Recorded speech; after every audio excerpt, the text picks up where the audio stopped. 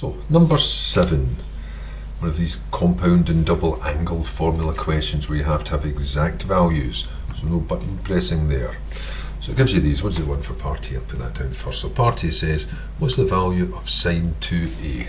Well, you're given the exact values of the tangent of A, so you can draw its triangle for the angle A. The tangent's the opposite over the adjacent. Complete that. That's the familiar 3, 4, 5 triangle. Sine 2a. Sine 2a, which you should know anyway, but you can just look up the front, is 2 sine A cos A. So it's 2 times sine, the side without the angle, that's the 3. So 3/5, cos the side with it, 4/5. So that's going to give you 6 4s are 24 25ths. B. Cos 2a. Well, now you're spoiled for choice, because you can have cos squared minus sine squared, 2 cos squared minus 1, 1 minus 2 sine squared, whatever you like. We'll go for the 2 cos squared minus 1.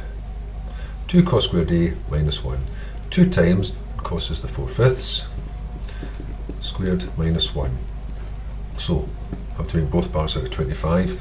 So that's going to be 2 times, I'll put it down here, 2 times 16, and then taking away 1 is taking away 25 25ths. So that's 32, take away 25, 5, 2, 7. So that's 7 25ths. And then part C. Part C says, what about this? What about sine 2a plus b? Well, b's coming into the mention now, so here it is. The tangent of b is 5 upon 12, opposite or adjacent. Familiar triangle. The other one you should know, the 5, 12, 13 triangle. Expand that. That's sine 2a, which I know, cos b, which I know, plus cos 2a, which I know, sine b. Well, we know it all. So sine 2a was 24 25ths. The cos of b is 12 13ths. Cos of 2a was 7 25ths, and the sine of b is 5 13ths. Well, that means we're going to have a common denominator. They're both over the same thing. That's going to be 4, so that must be 4, that's 325. Doesn't mean 4, because every 4 25s makes 100. 4 into that goes 3, so that's 300. 1 left over, 125, 325. So over 325, that bit's easy, that's 35. This part here, 12, well, 12 12s would be 144, that's double it again, so 288. And then adding those two parts together, 323 over 325. And there it is, question 7.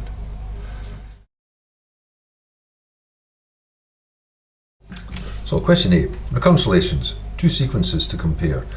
Explain why only one of these approaches a limit as n tends to infinity.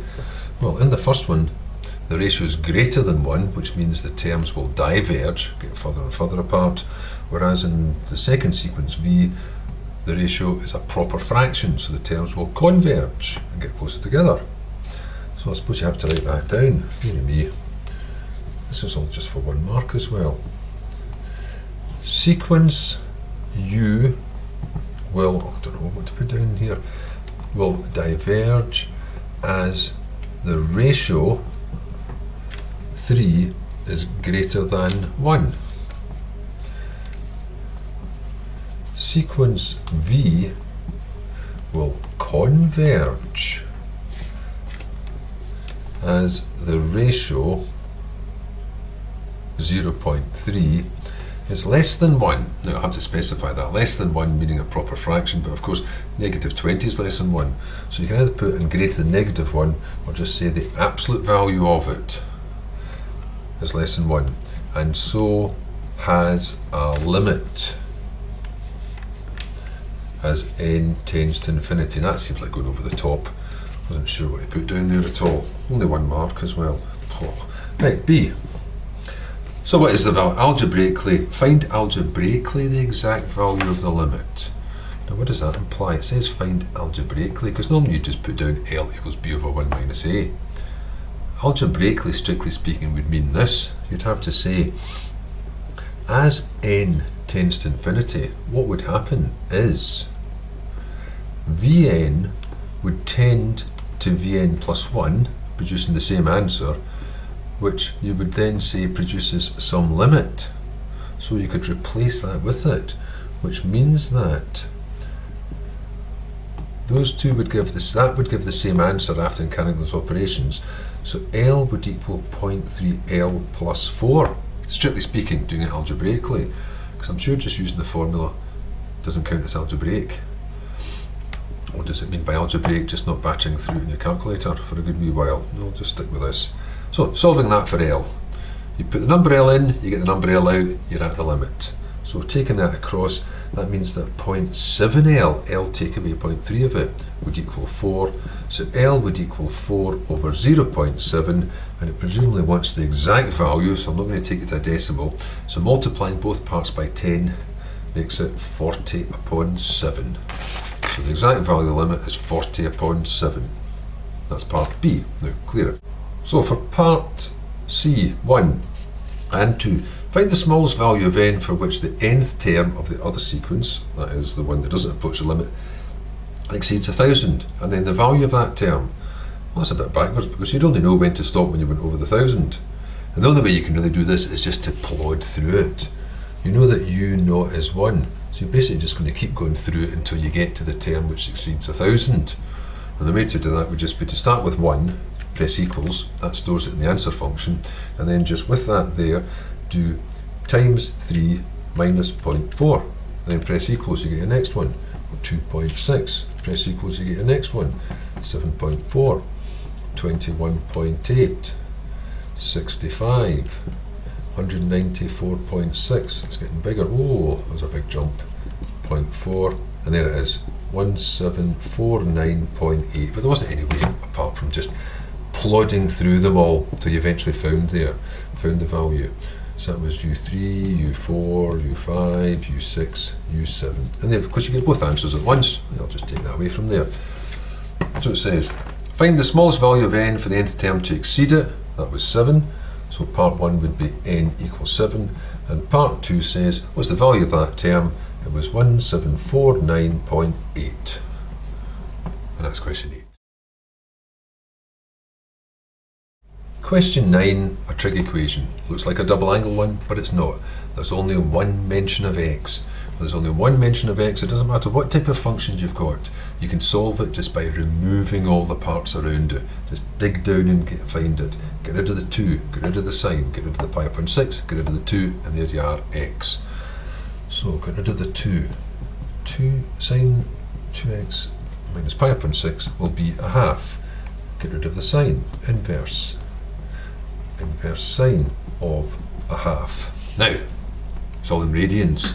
You could convert it to degrees and then work through it and then change your answers back again. But I think just for the sake of the practice here, I'll just stick to radians. So I'm just going to practice my radianese. So I know that's 30, which is pi upon 6. But we know pi upon 6, and it's a positive sine, all sine, tan, cos. So I've got pi upon 6 here, pi upon 6 there, and of course that's pi halfway around, which is like 6 pi upon 6. That gives me pi upon 6 for this part, or 1 less than the whole, which is 5 pi upon 6. There's a nasty other one for that other half. Don't let the pies put you off, just think of the fraction, just think of sixths and 5/6 and wholes and so on. Now there's something coming up. There's a 2x there, I'm going to be dividing by 2. So these answers have become much smaller. That means I could add on another wavelength. Because when I divide that in, normally you would just take your, this is where this triumphs over that, with a graph which shows all the answers wins. I've got my 2 answers here. When I divide by 2, they're going to become half the size. There's another wavelength further on which you wouldn't normally consider because it's beyond the 360. But if you went on to gather up those answers as well, when they're halved, they're going to come below the 360 mark. So you're going to have 4 answers. So you can add on another wavelength here. You can either put it down in the general term of saying I can have this Onto these two answers, I can add on as many wavelengths as I like. Keep adding 2 pi, add 2 pi to that, add 2 pi to that. If I wanted some more, add 2 pi to that, add 2 pi to that. Even going backwards, subtract it. N could be any number there, any integer. I can either write it down there, this way, which is the general solution, or I could just put down the specific one, because I only need to know I need one more. So I think I'll just leave it as, and I'll just leave it like that just now. So next bit. 2x is going to be, take pi upon 6 and add it. So these two are going to move forward a bit. So adding pi upon 6 onto that means I'll have pi upon 6 plus pi upon 6. Well, I'll spell it out. Pi upon 6 plus pi upon 6. And 5 pi upon 6 plus pi upon 6. Plus, if I wanted, I could call into play some further on. That's not affected by adding 1 pi upon 6. So that means that's 1/6 and 1/6 is 2/6 is a third. That's pi upon 3. That's not that. And that's going to be 6. 5 and 1 is 6, which is just pi. Plus as many 2 pi's as I like. And then dividing by 2 means I've got divide by 2 makes it pi upon 6. Divide by 2 makes it pi upon 2. This time it will affect it. I could add on as many pi's as I like, dividing that by 2. So I'll just keep adding on as many pi's as I like, as long as I don't exceed this.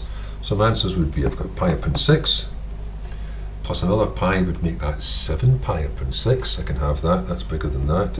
So pi upon 2, add pi onto this, that'll give me 1/6 and another 6/6 is 7 pi upon 6. Pi upon 2 plus another whole pi, a half plus another whole gives me 3 upon 2, so 3 pi upon 2. That would be the answer in radians. Just using in one of these, because if I added any more, I have to go for that limit. Question 10. A curve for which you're given the gradient equation, the derivative, the rate of change, passes through this point. Find the original coordinate equation, y in terms of x. Well, that means if I've differentiated it, to go back I'll need to integrate. So y will simply be the integral of that, 6x squared minus 2x dx.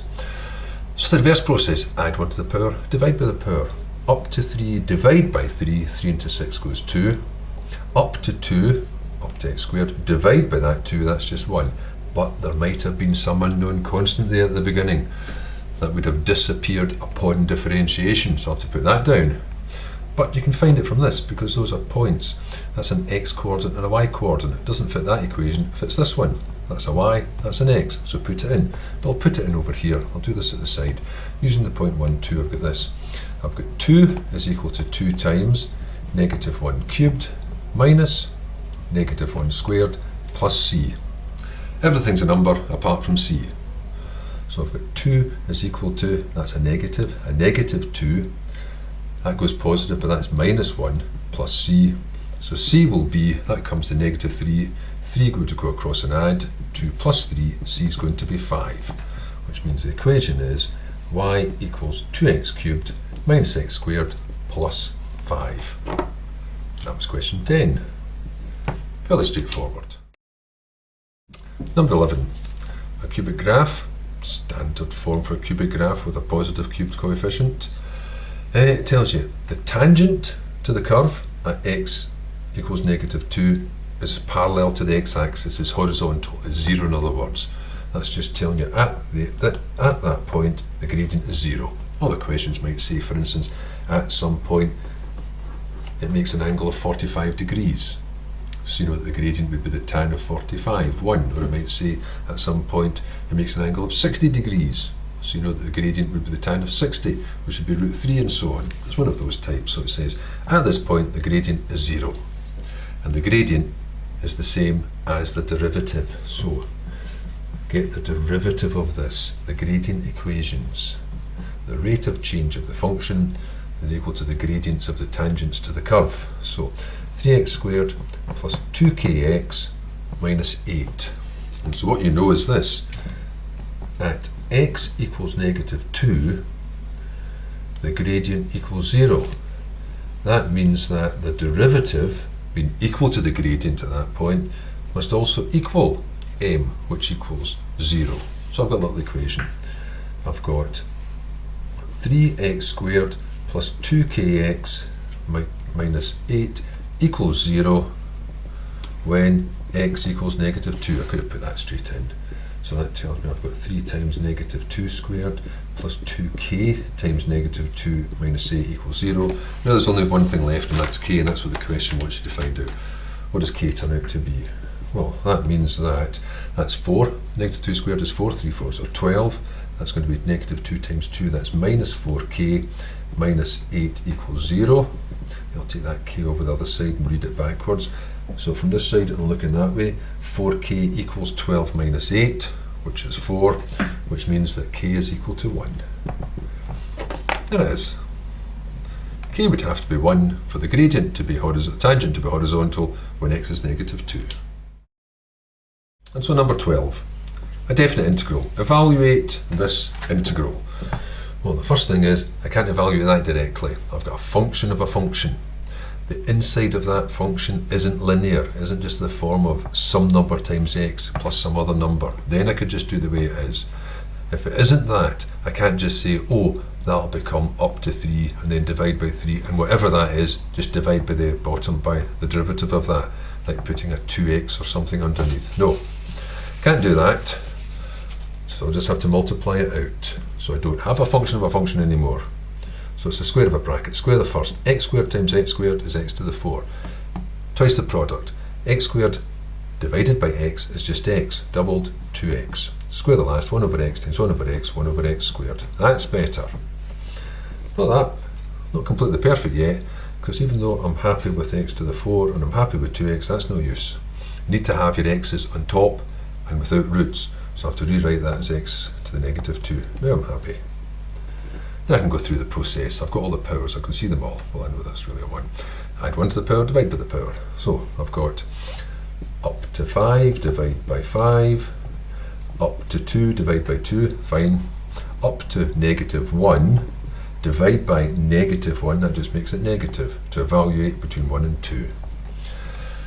Right, now just evaluate it. So putting 2 in. So it's a fifth of 2 to the power 5 plus 2 squared minus 1 over, to put it back the way it was, 1 over 2, just using these courtesy brackets to identify the values substituted in, minus 1/5 of 1 to the power 5 for all the difference it makes, plus 1 to the power 2 minus 1 over 1. And then, that's going to be a bit nasty there, 2 to the 5 is 32, 32 upon 5, plus 2 squared is 4, minus a half, don't like to look at that at all, minus, and this side, these are all just 1s, these parts, so it's going to be a fifth plus 1 minus 1. Now it's a pity that wasn't 2/5, because those 2/5 could have come away from those 32 and made 30, which made it a nice 30 over 5, which would have been 6, but it didn't. So I'll just take my fifths together first of all. So I've got take away 1/5, so I've got 31 upon 5. I'll take the whole numbers and the wee halves together. So that's going to be 4, take away 1 is 3, plus the 1 again is 4, or I could just have said there's nothing there. So I've still got 4, but take away a half is 3.5. But 3.5 is going to be 7 upon 2. Now I can turn it all into tenths. Whoopie-doo. 2 into 10 goes 5, so that's 35. 5 into 10 goes 2, so that's 62. So that's going to give me 97 upon 10 for my final answer. It is.